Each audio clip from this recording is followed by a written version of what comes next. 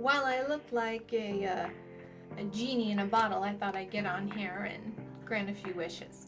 Nah, just kidding. But I did want to give you guys a heads up on another really awesome historian to add to our list, and tell you something super cool that she shared in this interview that I saw. So this historian is Sarah C. Paine.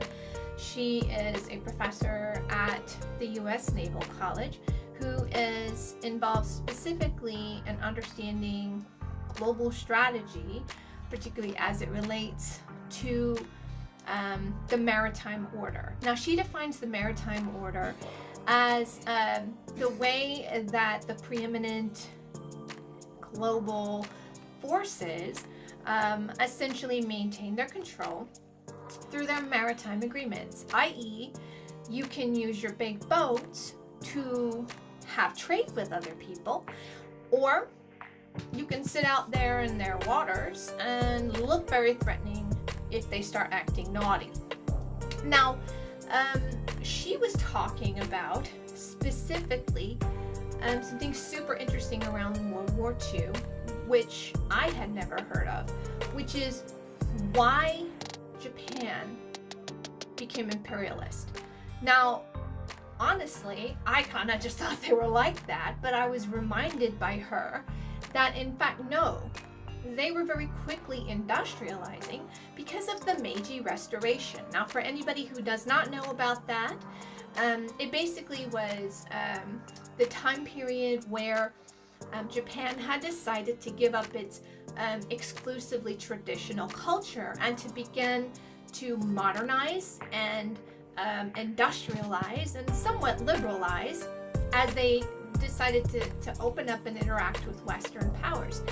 And as a result of that, they started getting trade from those Western powers such that they could develop themselves and grow their economies. So then why did they get all imperialist again? The term half-court tennis thinking is something that Professor Paine had brought up in regards to this, and she said that this is the tendency of countries to only consider things from their point of view when it comes to global strategy, so that it's as if you are playing tennis, but you never look across the net to the other person on the court. And so, like, when balls come flying, or the rackets coming over at the strangest times, you're kind of unaware. You're not ready for it. Like, the walls are whizzing past your head. You have no idea who is over there. You're hearing voices. You're like, who is over there? Okay, yes, there are two players in a tennis game, so she definitely has a point there. And she's basically talking about when Americans made some decisions they had not thought through. Now, she specifically was pointing to the tariffs that were passed in 1930 called the Smoot-Hawley Tariffs. And these came a year after the stock market crash. And the stock market crash had panicked a lot of, kind of the high and mighty because of how incredibly poisonous it was to the overall economy. But and while it was not great for that small group of people there, right? Even like people jumping out of buildings and things, like, we hear about stockbrokers doing that because they lost their shirt on the stock market and in the crash. But truly, that is probably something that we could have recovered from. Now, we had other problems. I won't minimize that. But when we passed the Smoot-Hawley Tariff Act, we made it worse. And economists actually point to that tariff as one of the leading causes for why we did not recover after the stock market crash, and that we just slid into a much worse depression. And the reason for that is multiple.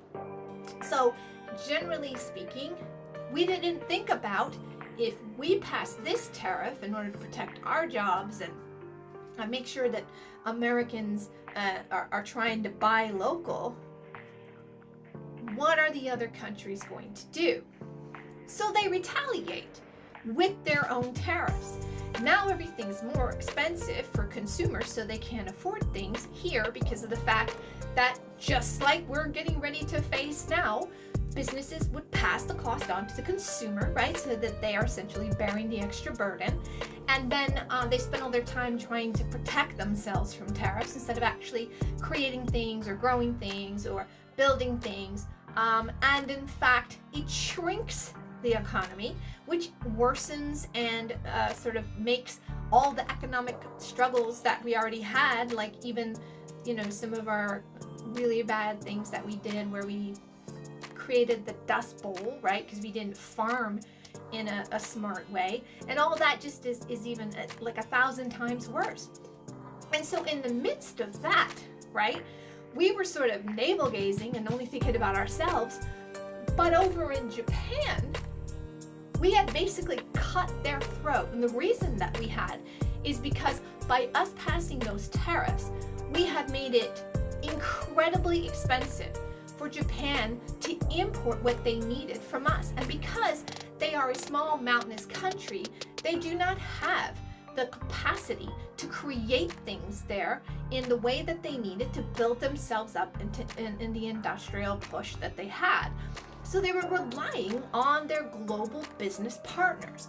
And when we shut that down and essentially kind of caused everybody to stop trading with everybody, because it was like, well, if you're going to do that, I'm going to do this. And if you're going to do that, then I'm going to retaliate here. And boy, does that sound like what we're dealing with now. But in the aftermath of all of that, Japan said, oh my God, I'm out. What are we going to do? We need this stuff.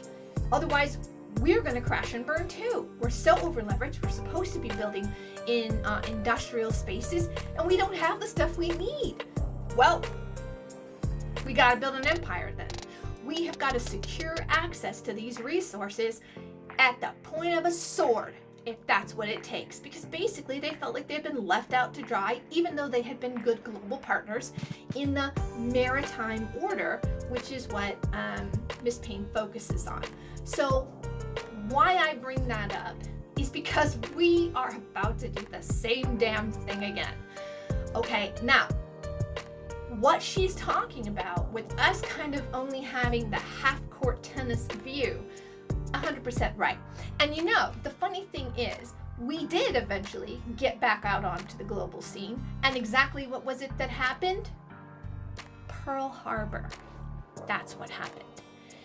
And it was then that the protectionist mood had started to lift. And let me tell you something else. It wasn't just that. It was also that FDR had been planning for this.